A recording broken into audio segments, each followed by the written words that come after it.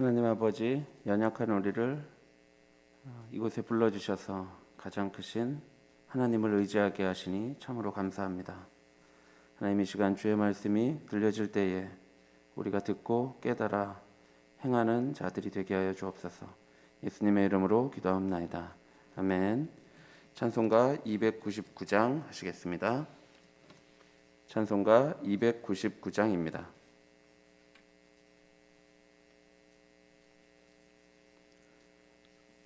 찬송가 299장 함께 하시겠습니다. 하나님 사랑은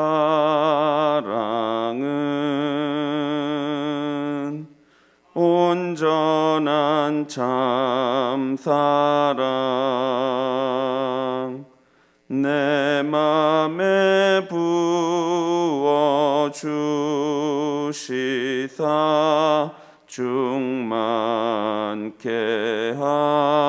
하소서.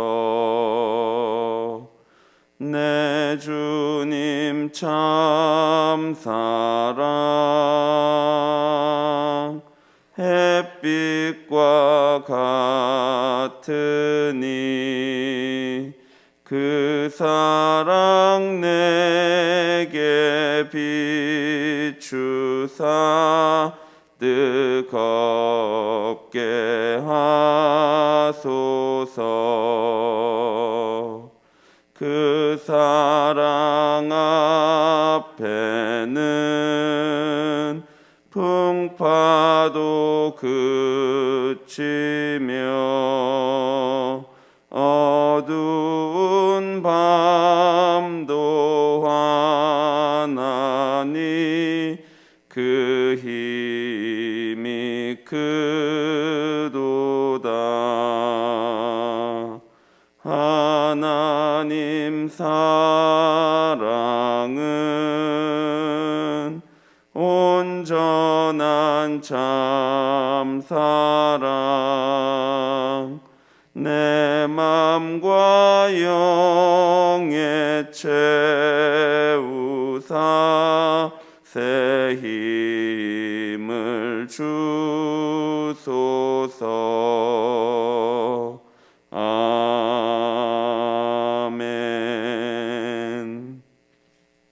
성경 말씀 누가복음 10장 25절부터 37절까지입니다. 누가복음 10장 25절부터 37절까지 말씀입니다.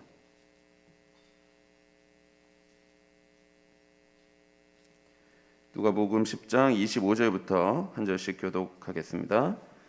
어떤 율법 교사가 일어나 예수를 시험하여 이르되, 선생님, 내가 무엇을 하여야 영생을 얻으리이까?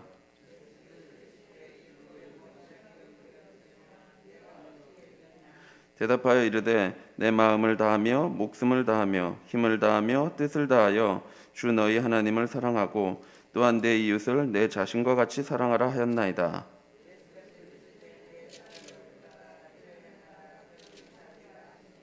그 사람이 자기를 옳게 보이려고 예수께 여짜오되, 그러면 내 이웃이 누구니이까?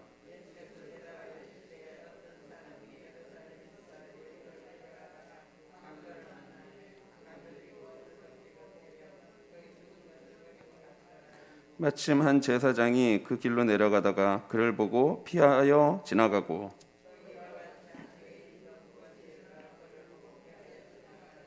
어떤 사마리아 사람은 여행하는 중 거기 이르러 그를 보고 불쌍히 여겨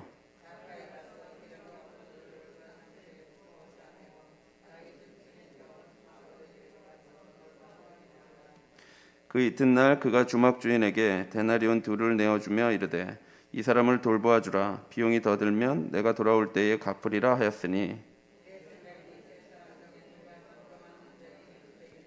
함께 읽겠습니다. 이르되 자비를 베푼 자니이다. 예수께서 이르시되 가서 너도 이와 같이 하라 하시니라. 아멘. 본문은 우리가 익히 알고 있는 선한 사마리아인의 비유입니다. 이 이야기는 어떤 율법 교사가 예수님께 질문을 하면서 시작됩니다. 복음서에 보면 율법 교사를 지칭하는 표현이 3개 나오는데요. 오늘 본문에 사용된 이 헬라어는 율법에 대한 전문성이 탁월한 율법사를 가리킬 때 쓰이던 단어입니다. 따라서 지금 예수님께 와서 질문하는 어떤 율법 교사는 율법에 관한 굉장히 전문성이 있는 그런 전문가였습니다. 그런 율법 전문가가 예수님께 질문을 하는데요. 25절은 그 이유를 예수님을 시험하기 위함이다라고 말합니다. 율법 교사는 겉으로는 예의를 갖추어서 일어나 예수님께 질문하고 있지만 이러한 그의 속내에는 예수님을 시험하기 위한 위선적인 마음이 있었습니다. 그는 예수님께 이렇게 질문합니다. 선생님, 내가 무엇을 하여야 영생을 얻으리이까? 그러자 예수님은 율법 교사에게 율법에 무엇이라 기록되었으며 내가 어떻게 읽느냐라고 묻습니다. 율법 교사는 율법의 전문가답게 이렇게 대답합니다. 27절입니다. 대답하여 이르되 내 마음을 다하며 목숨을 다하며 힘을 다하며 뜻을 다하여 주 너희 하나님을 사랑하고 또한 내 이웃을 내 자신과 같이 사랑하라 하였나이다. 이는 신명기 6장 5절과 레위기 19장 18절을 결합해서 대답한 것입니다. 그야말로 율법 교사 같습니다. 율법은 하나님 사랑과 이웃 사랑 두 가지 다를 요구합니다. 이 두 가지는 분리될 수 없습니다. 하나님을 사랑한다면 우리의 삶은 반드시 이웃을 사랑하게 됩니다. 마찬가지로 하나님을 사랑하는 자는 이웃을 사랑함으로 하나님에 대한 사랑을 증명해야 하죠. 예수님은 율법 교사의 대답에 네 대답이 옳도다라고 말씀합니다. 그리고는 이를 행하라 그러면 살리라 이렇게 말씀하시죠. 이 말은 매우 단순하지만 의미심장합니다. 내가 잘 알고 있구나. 그렇다면 그것을 행하라. 그러면 살 것이다. 너가 하나님을 사랑하고 이웃을 사랑하면 영생을 얻을 것을 아느냐? 그렇다면 그렇게 행하면서 살아라 라고 말씀하시는 것입니다. 율법교사의 질문은 허무하게 끝나버렸습니다. 율법교사는 예수님을 시험하기 위해 영생에 대한 질문을 던졌지만 결국 예수님의 질문에 자기 자신이 자기 질문에 대답하는 형국이 되어버렸습니다.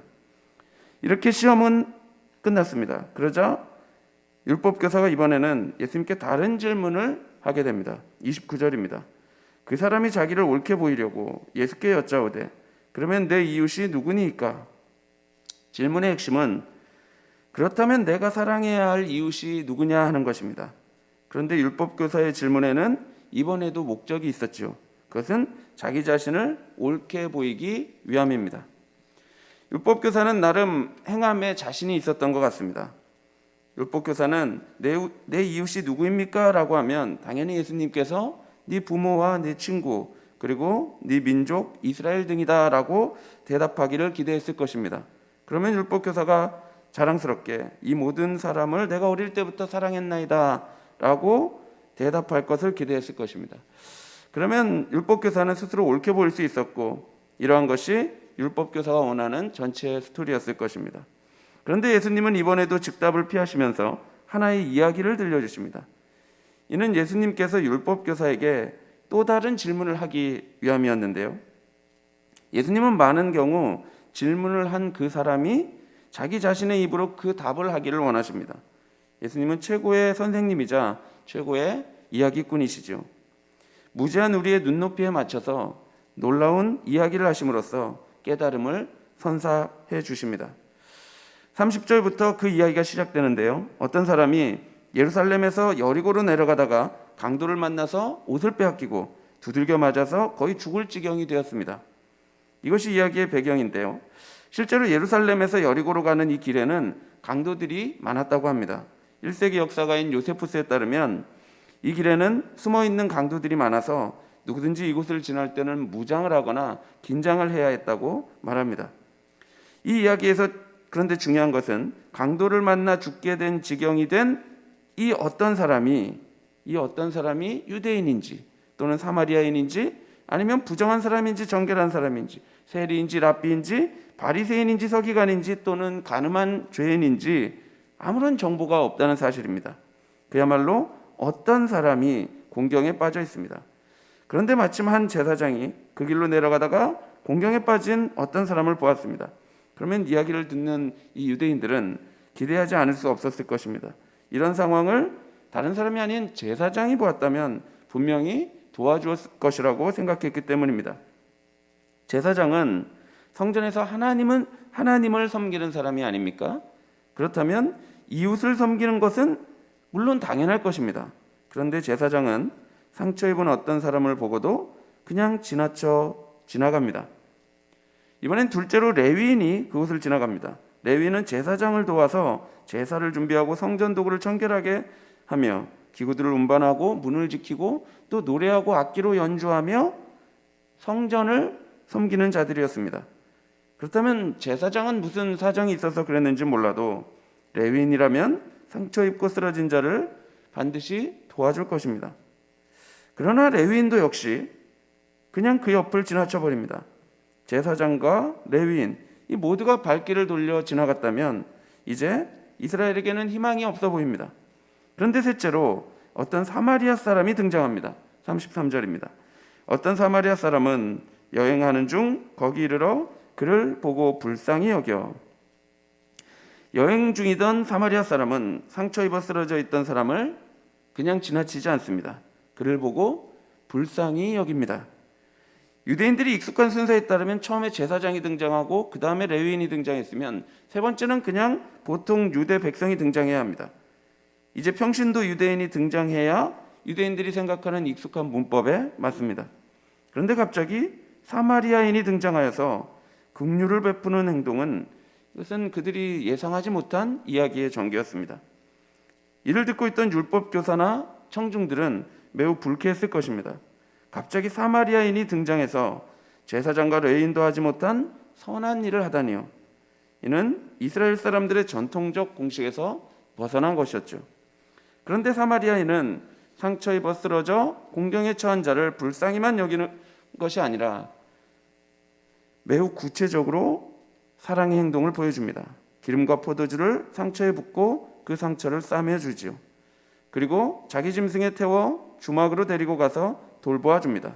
심지어 자기가 가지고 있던 2데나리온을 주막 주인에게 내어주며 이 사람을 돌보아 주라고 말하고 비용을 지불합니다.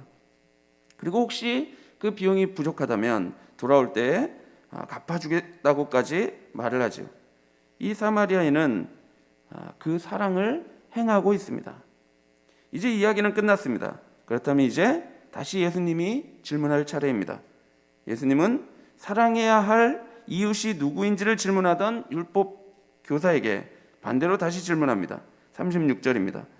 네 생각에는 이 세 사람 중에 누가 강도 만난 자의 이웃이 되겠느냐? 율법 교사의 질문은 내가 사랑해야 하는 내 이웃이 누구입니까? 라고 물었습니다. 그러나 예수님은 누가 강도에게 희생당한 사람에게 이웃이 되겠느냐라고 묻고 있습니다. 이웃은 사랑을 받는 이 받는 객체에서 사랑을 행하는 주체로 인식되고 있습니다. 율법학자와 우리의 질문은 이런 것이죠. 우리의 이웃이 누구인가? 우리가 사랑해야 할 대상이 누구인가? 어디서부터 어디까지 사랑을 해야 우리가 영생을 얻을 수 있는가? 내 책임의 한도는 어디까지인가? 누구를 도와야 하며 우리는 얼마만큼 사랑해야 하는가? 어떻게 해야 얼마만큼을 해야 우리는 영생에 도달할 수 있는가 하는 것이 율법학자의 질문이고 우리의 질문입니다. 우리가 이런 질문을 한다면 이 질문들은 우리를 그러나 율법주의자로 만들 것입니다. 이는 엄밀한 의미에서 이웃을 사랑하는 것이라고 말할 수 없습니다. 왜냐하면 그 사랑의 동기가 결국 자기 자신을 위한 것이기 때문입니다.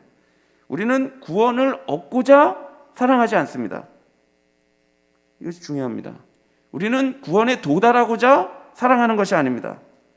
예수 그리스도의 한없는 사랑을 통해서 이미 구원을 받은 자이기 때문에 그 사랑으로 예수 그리스도의 사랑으로 받은 사랑으로 살아가게 되는 것입니다. 예수님은 질문을 바꾸십니다. 예수님은 율법 교사에게 길에 쓰러져 있던 사람의 관점에서 이웃이 누구인가 하는 것을 묻습니다. 그렇다면 죽어가는 그 사람에게 이웃이 누구겠습니까? 그를 불쌍히 여겨 돕는 자가 이웃이 되지 않겠습니까? 그의 인종이나 사회적 지위 등은 중요하지 않습니다. 율법학자의 대답대로 자비를 베푼 자가 바로 사랑을 행하는 주체로서 이웃이 되죠. 사랑하는 성도 여러분, 오늘 본문은 우리에게 두 가지를 가르쳐 줍니다. 첫째는 우리가 사랑해야 할 대상이 따로 정해져 있는 것이 아니라는 사실입니다. 놀랍게도 율법학자는 마지막에 예수님의 질문에 자비를 베푼 자가 이웃이라 말하는데, 이 말은 사마리아인이 이웃이 된다고 말하는 것과 같습니다. 우리의 이웃의 테두리는 없습니다. 우리가 하나님께 그랬듯이 어떤 자격을 갖추어서 사랑을 우리가 받은 것이 아니죠. 도움을 받아야 할 상황에 있는 사람, 상처 입어 쓰러져 있는 사람, 공경에 처한 어떤 사람이 바로 우리의 이웃입니다. 어떤 특정한 사람을 도와야만 나에게 또는 우리에게 유익이 있다고 해서 그 사람을 돕는 것이 아닙니다. 그것은 교회가 아닙니다. 교회 다니다 보면 가끔 이런 소리를 듣습니다. 아주 가끔 듣습니다. 왜 저런 사람까지 우리가 긍휼과 자비를 주어야 하고 섬김을 실천해야 하는가? 왜 저런 사람들이 교회에 와서 많은 사람을 불편하게 하는지 모르겠다. 물론 교회에 작심을 하고 안 좋은 마음을 품고 교회에 들어와서 교회를 해치려고 하는 자도 있습니다. 그들을 그냥 두어서는 안 됩니다. 이단처럼 교만한 자들을 교회는 절대로 용납해서는 안 됩니다. 그러나 그 대상이 곤경에 처한 자이고 상처 입은 자이며 환난당한 자, 빚진 자, 마음이 원통한 자라면 교회는 마땅히 그를 우리의 이웃으로 섬겨야 합니다. 기름과 포도주를 부어줘야 하며 그 상처를 싸매 주어야 합니다. 왜냐하면 하나님께서 죄인인 우리를 그렇게 사랑해 주셨기 때문입니다. 우리가 쓰러져 죽게 된 자였죠. 우리가 공경에 처한 자였고 도움이 절실하게 필요한 자였습니다. 그런 우리를 예수 그리스도께서 십자가의 사랑으로 사랑하신 것입니다. 교회는 이 예수 그리스도의 사랑으로 단단해지는 것입니다. 절대로 힘으로 되는 것이 아닙니다. 우리가 생각하는 것처럼 겉으로 보기에 대단하고 내적으로도 막 사회적으로 경제적으로 힘이 있고 있다고 해서 교회가 견고해지는 것이 아닙니다. 교회는 서로가 서로에게 이웃이 되어 사랑을 실천하고 나아가서 세상을 이웃으로 섬기며 사랑하며 살아갈 때 그때 견고해지고 아름다워지는 것입니다. 둘째로 그런 면에서 본문은 이 세 사람 중에 누가 강도 만난 자의 이웃이 되겠는가 라고 물으면서 그렇다면 너는 사랑을 행하는 주체로서 다른 사람의 이웃이 되어주고 있느냐라고 묻고 있는 것 같습니다. 진정한 성도는 율법학자처럼 누가 우리의 이웃인가를 고민하면서 그가 도움을 받을 만한 사람인지를 재지 않습니다. 다만 그 이웃됨을 행하는 사람입니다. 본문은 마치 율법학자에게 그리고 우리에게 묻고 있는 것 같죠. 너는 강도 만난 자의 이웃이 되고 있느냐? 이웃됨을 실천하며 행하고 있느냐? 예수님은 율법학자에게 그리고 우리에게 이렇게 말씀하십니다. 37절입니다. 예수께서 이르시되 가서 너도 이와 같이 하라. 우리 모두가 예수님이 우리에게 그렇게 행하셨던 것처럼 도움이 필요한 자에게 이웃이 되어주고 상처 입은 자에게 다가가 그 상처를 싸매어주고 궁핍에 처한 자들에게 우리의 소유를 나누어주며 이웃됨을 행하며 살아가게 되기를 바랍니다. 그래서 오늘 하루도 예수님을 닮아 사랑을 실천하며 살아가는 우리 모두가 되기를 바랍니다. 기도하겠습니다. 하나님, 우리가 예수 그리스도가 바라시는 그 이웃이 되게 하여 주시옵소서. 우리 주님이 우리를 그토록 사랑하신 것처럼 하나님 그 사랑으로 우리 또한 사랑하며 살 수 있도록 인도하여 주옵소서. 예수님의 이름으로 기도합나이다. 아멘.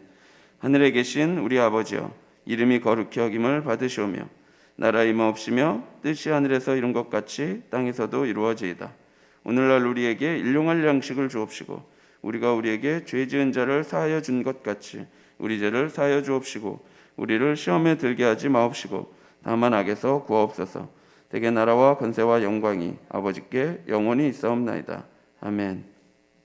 말씀을 생각하시며 기도하시고 코로나 등 고난 중에 있는 성도들을 위해 그리고 4월에 이번 주에 있을 성례식을 위해 기도해 주시기 바랍니다.